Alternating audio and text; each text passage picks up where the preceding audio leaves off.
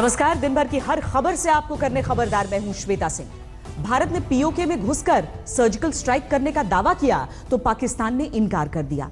भारत ने पीओके में बने आतंकियों के लॉन्चिंग पैड को तबाह करने का दावा किया तो पाकिस्तान मुकर गया। लेकिन आखिर ऐसी क्या वजह है कि जब से पीओके में सर्जिकल स्ट्राइक हुआ है, पाकिस्तान ने सीमा पर सीज फायर तोड़ने में दिन रात एक कर दिया है। घुसपैठ करने में वो कोई कोताही नहीं बरतता। 2 दिनों के भीतर पाकिस्तान ने 4 जगहों पर सीज फायर का उल्लंघन किया। बदले में 7 पाकिस्तानी रेंजर्स की जान गई।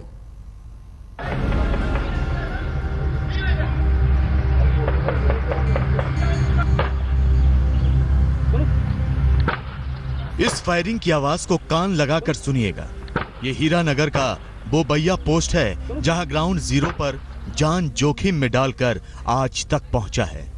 हमारे कैमरे में सरहद के उस पार से हो रही फायरिंग की आवाज आपको रह रहकर सुनाई देगी। बोबिया के एक हाई स्कूल में है और काफी फायरिंग चल रही है। मैं आपको स्कूल के अंदर से हम एक खिड़की खोल रहे हैं, खोल के बताते हैं आपको कि किस तरह से फायरिंग की किस तरह से आवाज आ रही है। और लगातार पाकिस्तान जो है, पाकिस्तानी रेंजर जो चिनाब रेंजर्स हैं, ये सामने का इलाका आप देख रहे हैं कि ये जो जितनी भी झाड़ियां हैं, जिसको हम लोकल लेवल में सरकंडा बोलते हैं, उसके पीछे से जो है पाकिस्तान है और वहां से लगातार जो है पाकिस्तान फायर खोल रहा है। जिस तरह से आप आवाज सुन रहे होंगे कि लगातार ये सुबह से फायरिंग चल रही है, उसका जवाब जो है मुंह तोड़ दिया जा रहा है। ये हमारे सर्जिकल स्ट्राइक से बौखलाए पाकिस्तान की वो हताशा है जिसके बाद सरहद पर वो लगातार सीज फायर तोड़ रहा है। बोबैया पोस्ट पर आज सुबह 9:30 बजे के करीब पाक रेंजरों ने अचानक फायरिंग का मुंह हमारी तरफ खोल दिया। सांबा, अखनूर, हीरानगर, कठुआ, जम्मू के इन 4 सेक्टरों में पाकिस्तान आज सुबह से सीज फायर का उल्लंघन कर रहा है। लेकिन उसका ये दांव उसको बेहद महंगा पड़ा। ईंट का जवाब पत्थर से देते हुए हमने पाकिस्तान के 7 रेंजर और 1 आतंकी को मार गिराया। सुबह से लगातार हम पाकिस्तान को उसके दुस्साहस का जवाब दे रहे हैं। जी, आपको दिक्कत हुई होगी इस कंडीशन में, आप प्रेग्नेंट भी 8 महीने की और साथ में हार्ट प्रॉब्लम भी है। क्या मेडिसिन ले पाए आप? नहीं। हाँ, मेडिसिन तो ले रही हूँ। अभी तो प्रॉब्लम तो होती ही है। बड़ी मुश्किल से वहाँ से निकले हैं अभी। जी सर, मेडिसिन तो हम उठा रहे हैं, हीरानगर से उठा रहे हैं और वैसे बीमार भी हैं, जम्मू से मेडिसिन उठा रहे हैं हम। ये थोड़ा सर वो भी प्रॉब्लम है, इनको हार्ट की प्रॉब्लम है, तो ऐसी हालत में वहाँ रखना इनको मुश्किल है, इसलिए हम वहाँ से निकल आए। ऐसा इंसान कभी दुनिया में पैदा ना हो। बेड़ा गर्क कर रहा हमारा बॉर्डर के लोगों का। इतनी फायर आई हो, खेतों में उजड़ रही है, डंगर फाके मार रहे हैं, हम सुबह के अंदर डकोए हुए हैं। अभी जाओ उधर। हम जानते हैं पाकिस्तान ऐसा क्यों कर रहा है। 2 दिनों से उसकी तरफ से फायरिंग हो रही है। हीरानगर सेक्टर की थर्मल इमेज हमने आपको दिखाई। आज तक पर आप ग्राउंड जीरो से रिपोर्ट भी देख रहे हैं। आपको सीज फायर के पीछे की साजिश बता दें। पाकिस्तान ऐसा इसलिए कर रहा है ताकि फायरिंग की आड़ में आतंकियों की भारत में घुसपैठ करा सके। खुफिया एजेंसियां इंटरनेशनल बॉर्डर से घुसपैठ की आशंका जता चुकी है। बीएसएफ ने इंटरनेशनल सीमा के उस पार आतंकियों की मूवमेंट भी देखी है। यानी कि यह सीज फायर का उल्लंघन पूर्व नियोजित है, जिस पर हमने पानी फेर दिया। अश्विनी कुमार, हीरानगर, आज तक। अब हम आपको सर्जिकल स्ट्राइक के बाद पाकिस्तान की ओर से हुए सीज फायर उल्लंघन के वो अपडेट दिखाते हैं जिनसे आप ये समझ पाएंगे कि सर्जिकल स्ट्राइक के बाद पाकिस्तान कितने धड़ल्ले से युद्ध विराम उल्लंघन कर रहा है। 20 अक्टूबर 2016 राजौरी के भीमेर गली में पाकिस्तान ने सीज फायर उल्लंघन किया। 16 अक्टूबर 2016 नौशेरा सेक्टर में सीज फायर उल्लंघन में 1 जवान शहीद हो गया। राजपुताना राइफल का सिपाही सुदेश कुमार की मौत हो गई। 8 अक्टूबर 2016 पुंछ में पाकिस्तान ने फिर सीज फायर का उल्लंघन किया। 5 अक्टूबर 2016 पुंछ और राजौरी की कई चौकियों पर पाकिस्तान ने युद्ध विराम का उल्लंघन किया। दोनों जिलों की आबादी को निशाना बनाया। दिन में 3 बार भारी फायरिंग की। 4 अक्टूबर 2016 एलओसी और अंतर्राष्ट्रीय सीमा पर सिविलियन इलाकों को पाकिस्तान ने निशाना बनाया। 3 अक्टूबर 2016 पुंछ के शौजिया, शाहपुर केरनी, मंडी और केजी सेक्टर में पाकिस्तान ने भारी फायरिंग की, जिसमें 5 नागरिक जख्मी हो गए। पेट्रोल टैंक पर गोला गिरने से कई दुकानें जली। 2 अक्टूबर 2016 को जम्मू के पलांवाला सेक्टर में पाकिस्तान ने सीज फायर उल्लंघन किया। कई चौकियों पर भारी गोलाबारी की। 1 अक्टूबर 2016 जम्मू के कई इलाकों में सरहदी गांव पर पाकिस्तान ने भारी गोलाबारी की है। खबरदार में अब हम कश्मीर घाटी आपको लिए चलते हैं और पत्थरबाजों को परास्त करने वाले सर्च ऑपरेशन का विश्लेषण करते हैं, जिसे 26 सालों में सबसे बड़ा ऑपरेशन माना जा रहा है। इस ऑपरेशन को जम्मू कश्मीर पुलिस, सेना और सीआरपीएफ के जवान खुफिया एजेंसियों के साथ मिलकर अंजाम दे रहे हैं। हम सर्च ऑपरेशन की पूरी डिटेल आपको दिखाएंगे, लेकिन उससे पहले आपको अहम अपडेट दे देते हैं।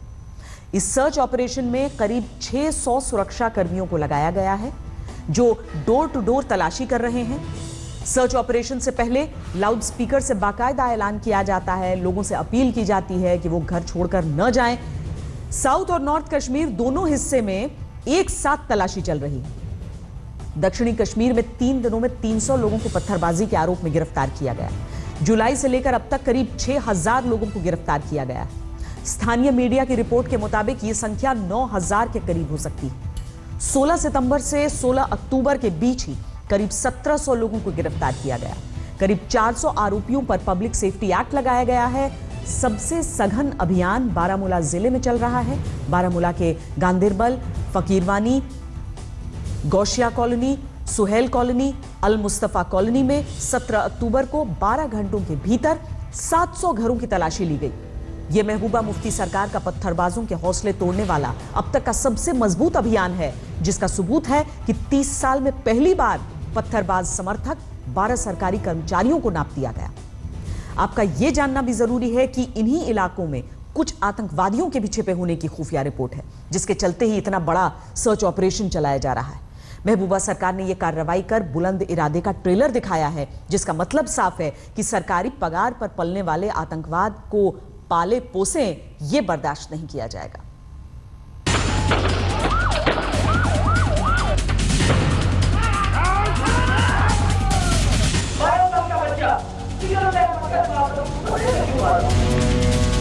पीछे कुछ ऐसे लोग हैं जिनकी निशानी हुई और आगे भी होगी। ये मेड इन पाकिस्तान के बने वो कांटे हैं जो 105 दिन बाद भी सुरक्षा एजेंसियों को चुभ रहे हैं। ये कश्मीर की घाटी के वो पत्थरबाज हैं जिन्हें अब परास्त होने से कोई नहीं बचा सकता।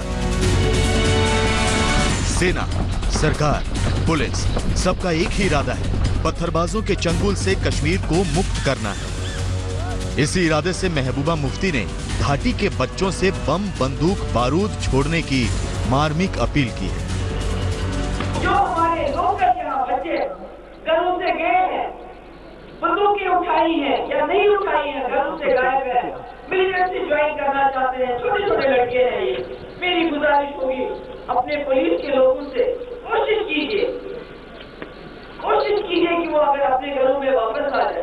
छोटे बच्चे अगर हो सके बजाय एनकाउंटर में वो मारे जाए, अगर उनको अपने घरों में वापस ला सके, उनको हम अपने मेन स्ट्रीम का हिस्सा बना सके, बंदूक के बजाय उनके हाथ में बैट दे सके, बॉल दे सके, अच्छी तालीम दे सके।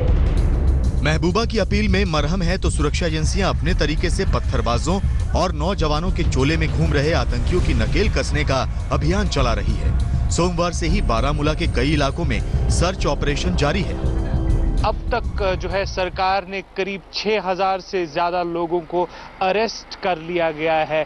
ये सारा पिछले 100 से ज़्यादा दिनों में जो अनरेस्ट हो रहा है उसको कहीं ना कहीं रोकने के लिए सरकार की तरफ से कदम उठाए जा रहे हैं। मैं आपको ये भी बता दूं कि पिछले दिनों सरकार ने करीब 12 सरकारी अफसरों को भी नौकरियों से निकाला गया है। उन पे भी यही इल्ज़ाम था कि कहीं ना कहीं उनका भी हाथ प्रोटेस्ट और अनरेस्ट में है। सर्च ऑपरेशन में सुरक्षा एजेंसियों को साजिश के तमाम सबूत मिले हैं। लश्कर तैयबा के पोस्टर, जैश-ए मोहम्मद के पोस्टर, जैश-ए मोहम्मद के लेटर हेड, चीन के झंडे, पाकिस्तान के झंडे, पेट्रोल बम, गैर कानूनी मोबाइल, भारत विरोधी प्रचार सामग्री। सर्च ऑपरेशन के दौरान सुरक्षा एजेंसियों को उन लोगों के पत्थरों का भी सामना करना पड़ रहा है जिनके दिलो दिमाग में पाकिस्तान और उसकी सरपरस्ती में पल रहे अलगाववादियों ने जहर भर दिए हैं। लेकिन सेना और जम्मू कश्मीर पुलिस का इरादा इसे आखिरी अंजाम तक पहुंचाने का है। मेरी लोगों से यही अपील है कि शांति को कायम रखें जी, बच्चों को संभालें जी। हम नहीं चाहते किसी बच्चे को तकलीफ हो, लगे, अंधा हो, पैलेट गन चले, और हमारी इंस्ट्रक्शन है कि पैलेट गन लास्ट रिजॉर्ट होना चाहिए। लेकिन बच्चों को भी जिम्मेवारी बनती है बुजुर्गों की कि बच्चों को समझाएं और वो या वायलेंस ना करें। सुरक्षा एजेंसियों के सर्च ऑपरेशन से आतंकी संगठनों में खलबली को बखूबी देखा और समझा जा सकता है। लश्कर ने धमकी का खत जारी कर दिया है। बारामूला के एसएचओ को धमकी दी जा चुकी है, लेकिन अब कश्मीर के अंदर से आतंकवाद से मुक्ति की आवाज आने लगी है। पुलिस और सुरक्षा एजेंसियों के पास ये जानकारी है कि बारामूला कस्बे के पुराने इलाके में कुछ संदिग्ध लोग छुपे हो सकते हैं, जिनमें कई आतंकी भी हो सकते हैं। उस बीच उस इलाके में उन आतंकियों की खोज के लिए ये बड़ा अभियान सेना और सुरक्षा बलों ने वहां पर शुरू किया है। पुलिस का कहना है कि इस सेना और सुरक्षा के अभियान को समय लग सकता है, लेकिन वो पूरे इलाके को खंगालेंगे और जहां जहां भी उनके पास खबरें हैं वहां पर वो तलाशी अभियान जारी रखेंगे। 105 दिनों की पत्थरबाजी कश्मीर को बहुत भारी पड़ी है। पत्थरबाजी में अब तक 95 लोग मारे जा चुके हैं। 3 सुरक्षा कर्मियों को भी जान गंवानी पड़ी। 3000 सुरक्षाकर्मी पत्थरबाजी में घायल हो गए। 12,000 आम लोगों को गोलियां लगीं और वो घायल हो गए। कश्मीर की इंडस्ट्री को 10,000 करोड़ का नुकसान हो गया। लेकिन अब कश्मीर की कमर तोड़ देने वाले पत्थरबाजों को पस्त करने का वक्त आ गया है। इस सर्च अभियान का सफल होना कश्मीर में शांति के लिए बेहद जरूरी है। शुजाउल हक के साथ अशरफ वन, श्रीनगर, आज तक। आज महबूबा मुफ्ती ने एक और अहम बात कही। महबूबा मुफ्ती ने कहा कि पत्थरबाजी करने वाले बच्चे कश्मीर के हैं, आतंकवादी बनने वाले बच्चे भी कश्मीर के हैं, इसीलिए अगर वो सरेंडर करते हैं, मुख्य धारा में लौटते हैं, तो जम्मू कश्मीर पुलिस उनसे सख्ती न दिखाए। ये वही महबूबा मुफ्ती हैं जिन्होंने पत्थरबाजी का जवाब गोलियों से देने का समर्थन किया था। तो सवाल यह है कि क्या ये कश्मीर पर स्टिक एंड कैरेट की पॉलिसी है जिस पर महबूबा सरकार अमल कर रही है? आज एक एनकाउंटर हुआ, जैसे होते हैं 3 मिलिटेंट मारे गए, उसमें सरकार के क्या कसूर था? लोग सड़कों पे आ गए, हमने कर्फ्यू लगाया। बच्चा क्या आर्मी कैंप टॉफी खरीदने गया? 15 साल का लड़का क्या दबाल हाजीपोरा में जब उसने हमला किया पुलिस स्टेशन पे, वो दूध लेने गया? 95% जो लोग मारे गए हैं बच्चे हैं, गरीबों के हैं, और वो कैंप्स ये जो सिक्योरिटी एस्टेब्लिशमेंट पे हमला करने में, उसके रिटेलिएशन में पैलेट गन्स में ज्यादा मारे गए और जख्मी हुए। अगर हो सके जो हमारे लोकल बच्चे यहाँ से गए हैं पिछले 2 साल 3 साल 4 साल से जो गायब हैं, अगर हो सके बजाय एनकाउंटर में वो मारे जाए, अगर उनको अपने घरों में वापस ला सके, उनको अपने मेन स्ट्रीम का हिस्सा बना सके, बंदूक के बजाय उनके हाथ में बैट दे सके, बॉल दे सके, अच्छी तालीम दे सके। वक्त एक ब्रेक का। ब्रेक के बाद भारतीय सेना में तोप वाले सूखे को खत्म करने के लिए आ रही हावित्ज़र तोपों की भारत में तोप वाली कमी को दूर करने वाली डिफेंस डील को डिकोड करेंगे। 80 के दशक में बोफोर्स डील के बाद से अब तक भारतीय सेना की तोप वाली ताकत में कोई इजाफा नहीं हुआ है, लेकिन अब बोफोर्स तोपों का साथ देने के लिए भारत ने अमेरिका से अल्ट्रालाइट M777 हावित्ज़र को खरीदने की डील लगभग फाइनल कर ली है। रक्षा मंत्री मनोहर पर्रिकर की अध्यक्षता वाली रक्षा खरीद परिषद ने 145 M777 हावित्ज़र के सौदे को हरी झंडी दे दी है। अब यह मामला कैबिनेट की सुरक्षा मामलों की समिति के पास जाएगा। यानी 1986 में बोफोर्स तोप के बाद अब सेना को एक कारगर तोप मिलने का रास्ता साफ हो गया है। इस डील के जरिए भारत बोफोर्स तोपों के बाद पहली बार 145 M777 हावित्ज़र खरीदेगा। M777 हावित्ज़र की डील 7,500 करोड़ रुपए में फाइनल हुई है। कॉन्ट्रैक्ट साइन होने के बाद 18 महीने में भारत को 18 M777 हावित्ज़र मिल जाएंगी। 145 में से 25 रेडी टू यूज कंडीशन में मिलेंगी, बाकी की 120 भारत में ही असेंबल की जाएंगी। हल्की हावित्ज़र भारतीय सेना के लिए बेहद अहम होगी, क्योंकि इनको जम्मू कश्मीर, अरुणाचल प्रदेश जैसे पहाड़ी इलाकों में सीमाओं पर आसानी से ले जाकर तैनात किया जा सकता है। अब हम आपको हावित्ज़र की खूबियों से भरपूर एक एक्शन पैक्ड विश्लेषण दिखाते हैं।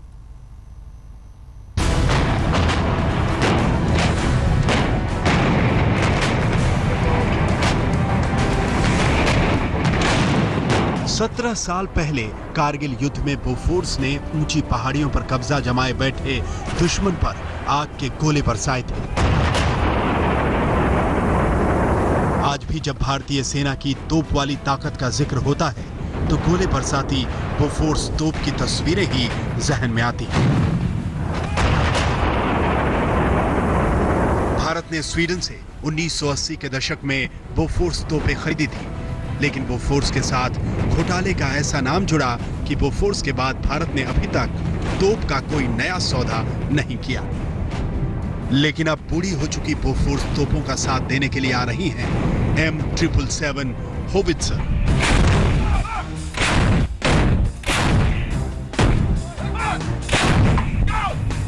भारत की रक्षा खरीद परिषद ने अमेरिका से 145 अल्ट्रालाइट M777 होवित्जर तोपों की खरीद को हरी झंडी दे दी है। यानी अब बोफोर्स के बाद भारतीय सेना का 30 साल पुराना इंतजार जल्द ही खत्म होने जा रहा है।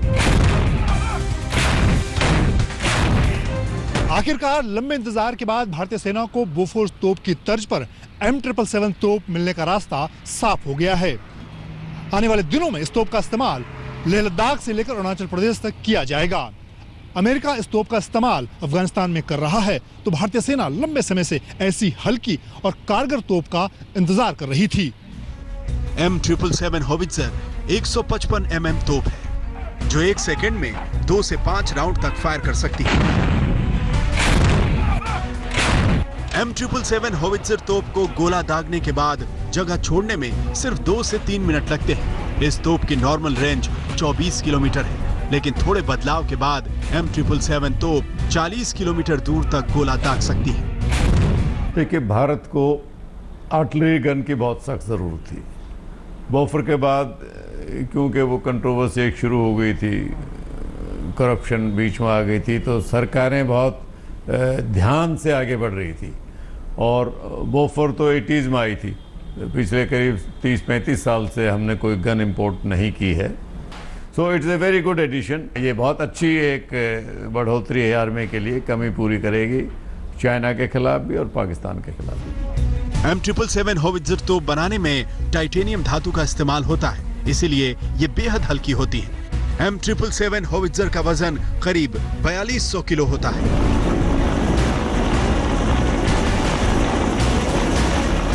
ये इतनी हल्की होती हैं कि इन्हें हेलीकॉप्टर के जरिए ऊंचे पहाड़ों पर लाया और ले जाया जा सकता है। हल्की होने की वजह से ही होवित्जर तोपों को अमेरिकी सेना ने अफगानिस्तान में खूब इस्तेमाल किया।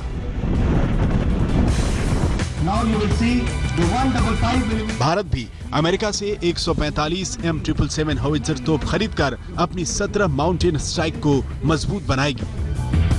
17 माउंटेन स्ट्राइक कोर में साल 2021 तक 90,000 जवान होंगे, जो हिमालय की पहाड़ियों पर चीन सीमा की सुरक्षा में तैनात होंगे।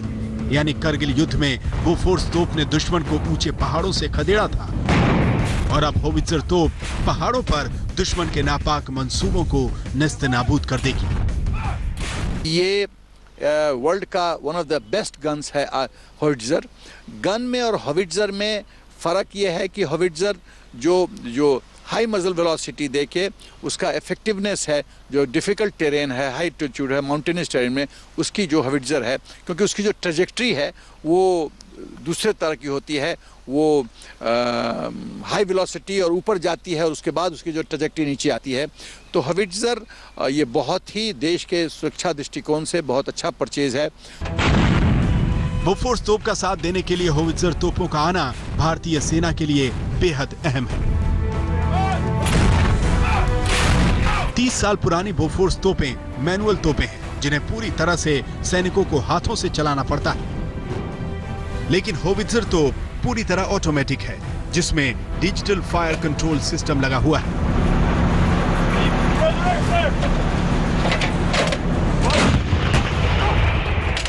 होवित्जर तोप में लगे सेंसर और रडार पहाड़ के पीछे छिपे दुश्मनों पर गोले बरसाने में बेहद कारगर है।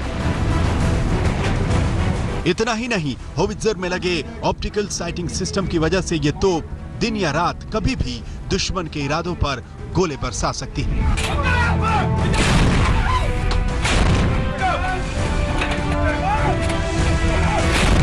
मैं समझता हूँ बोफर के खिलाफ एक तो इसका वेट लाइटर है, क्योंकि better metal has been used, rate of fire ज़्यादा है, रेंज भी ज़्यादा है, जो बातें होनी चाहिए, वज़न भी कम है, जिससे मोबिलिटी बढ़ेगी। तो जो सब बातें एक अच्छी गन में होनी चाहिए वो इस गन में हैं। वो और बात है कि अगले 5 साल में शायद इससे भी अच्छी कोई निकल आएगी। वो तो मैन्युफैक्चरिंग कंट्रीज अपनी टेक्नोलॉजी बढ़ाते जाएंगे, उन्होंने तो हथियार बेचने। लेकिन आज के दिन ये एक मॉडर्न वेपन है जो बोफर की निस्बत ज़्यादा अच्छा है।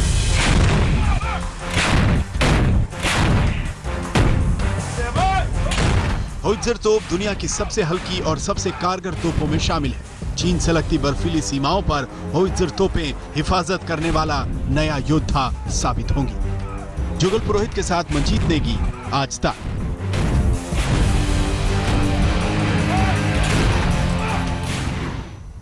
युद्ध के मैदान में हावित्जर का पहली बार इस्तेमाल अमेरिकी सेना ने अफगानिस्तान में किया था। इस वक्त M777 हावित्जर का इस्तेमाल अमेरिका, कनाडा, ऑस्ट्रेलिया और सऊदी अरब की सेनाएं कर रही हैं। अब भारत भी अल्ट्रालाइट हावित्जर की ताकत रखने वाला देश बनने वाला है। ये तो हुई हावित्जर की डील वाली बात। अब हम आपको देसी बोफोर्स के बारे में बताते हैं, जिसका नाम है धनुष, जो बोफोर्स का एडवांस्ड वर्जन है और जिसे पूरी तरह से देश में बनाया गया है। सेना में देसी बोफोर्स के नाम से मशहूर 155 mm धनुष को कोलकाता में ऑर्डिनेंस फैक्ट्री बोर्ड ने डिजाइन किया है। धनुष को ट्रायल के लिए सेना को सौंपा जा चुका है। 38 किलोमीटर रेंज तक मार करने वाली धनुष की रेंज बोफोर्स से ज्यादा है। धनुष का ट्रायल साल 2011 से ही किया जा रहा है।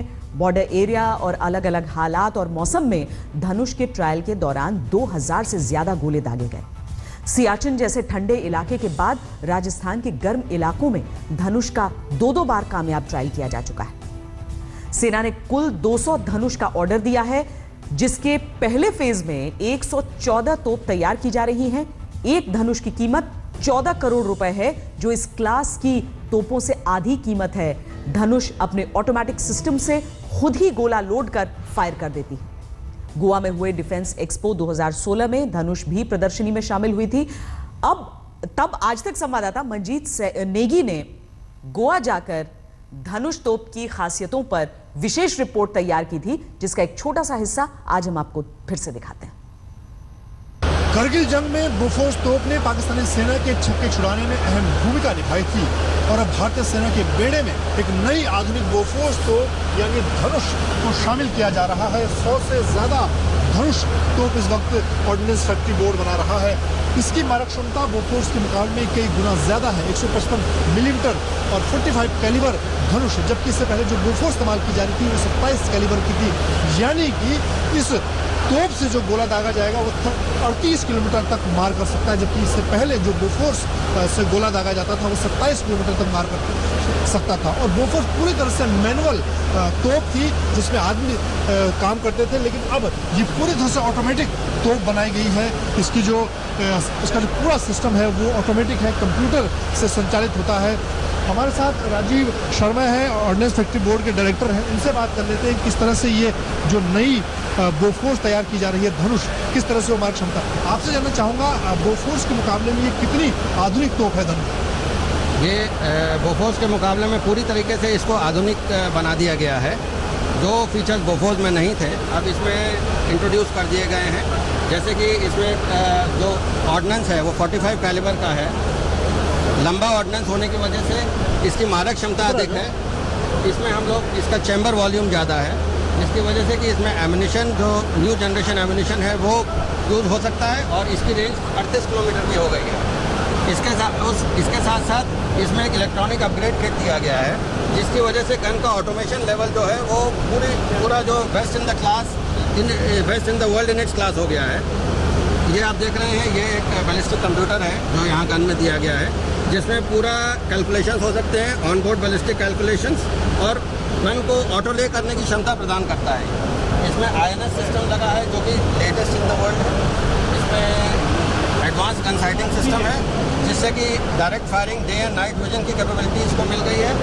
बैलिस्टिक कंप्यूटर की वजह से ये खुद कैलकुलेशंस कर सकता है ऑन बोर्ड, और गन को ऑटोनॉमस मोड में भी फायर किया जा सकता है कि बैटरी के अलावा gun battery as a battery भी फायर कर सकती है और ऑटोनॉमस मोड में भी फायर कर सकती है।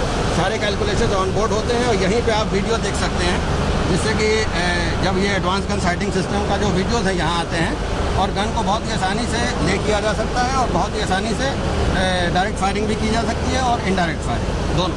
ये राजीव शर्मा जो कि डायरेक्टर हैं ऑर्डिनेंस फैक्ट्री बोर्ड में उनका कहना है कि बोफोर्स के मुकाबले में कई गुना ज़्यादा इसकी मारक क्षमता है, इस आधुनिक इसको बनाया गया है, खासतौर से दिन और रात के वक्त कई बोफोर्स के मुकाबले में कई गुना ज़्यादा मार कर सकती है और ये पूरी तरह से ऑटोमेटिक तोप है।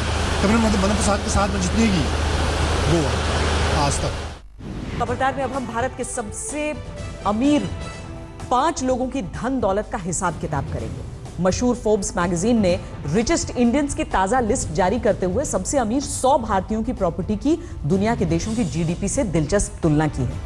फोर्ब्स की रैंकिंग में मुकेश अंबानी लगातार 9वें साल देश के सबसे अमीर शख्स बने हैं। उनकी कुल प्रॉपर्टी 22 अरब 70 करोड़ डॉलर यानी करीब 1,51,000 करोड़ रुपए है। इस लिहाज से मुकेश अंबानी की दौलत यूरोपीय देश एस्टोनिया की जीडीपी के बराबर और 86 देशों की जीडीपी से ज्यादा है। सबसे अमीर भारतीयों की लिस्ट में दूसरे नंबर पर सन फार्मा के मालिक दिलीप सांघवी हैं, जिनकी संपत्ति की कुल वैल्यू 16 अरब 90 करोड़ डॉलर यानी 1,13,000 करोड़ रुपए आंकी गई है, जो न्यू पापुआ गिनी की जीडीपी के बराबर है। 1,01 करोड़ रुपए की दौलत के साथ हिंदुजा परिवार इस लिस्ट में तीसरे नंबर पर है। उनकी दौलत ब्रुनेई की जीडीपी के बराबर है। फोर्ब्स की लिस्ट में विप्रो के अजीम प्रेमजी देश के चौथे सबसे दौलतमंद शख्स हैं, जिनकी संपत्ति 15 अरब डॉलर यानी करीब 1 लाख करोड़ रुपए है, यानी उनकी संपत्ति मोजाम्बिक की कुल जीडीपी के बराबर है। 5वें सबसे अमीर भारतीय पल्लोंजी मिस्त्री की संपत्ति की कीमत 92,000 करोड़ रुपए है, जो जॉर्जिया की जीडीपी से ज्यादा है। फोर्ब्स के इस तुलनात्मक अध्ययन में सामने आया है कि भारत के 5 सबसे ज्यादा अमीर लोगों की प्रॉपर्टी से 1,230 बार मंगलयान छोड़ा जा सकता है। ये भारत के वो सबसे दौलतमंद लोग हैं जिनके पास अपने आप में पूरे के पूरे देश की अर्थव्यवस्था के बराबर या ज्यादा धन दौलत है, और ये उस देश के दौलतमंद हैं जहां हर रोज 19 करोड़ से ज्यादा लोग भूखे पेट सोने को मजबूर हैं। खबरदार में आज के लिए इतना ही। देश और दुनिया की बाकी खबरों के लिए आप देखते रहिए आज तक।